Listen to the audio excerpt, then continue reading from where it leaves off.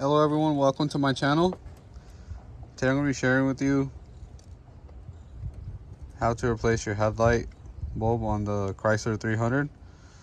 I'm already in the process of replacing it. I just thought about sharing the video how to install it. I already removed it, so all you do, take off this headlight cover. It just twists, it has tabs, and just turn it counter. It has a quick release tab for the headlight. Just press this and pull it out. So the way to insert the headlight bulb is you put it straight like this, facing down. First, connect your connector.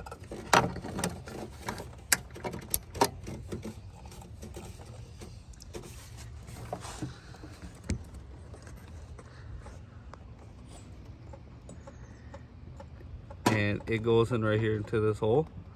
So the direction it goes is it goes straight like this. The bigger tab, it goes on top because the sides have smaller ones. Just insert it in like this and just turn it counterclockwise and it locks. That's it.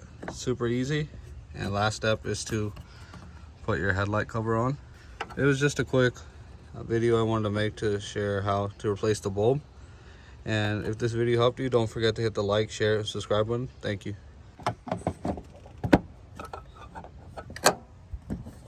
And just turn this clockwise. That's it.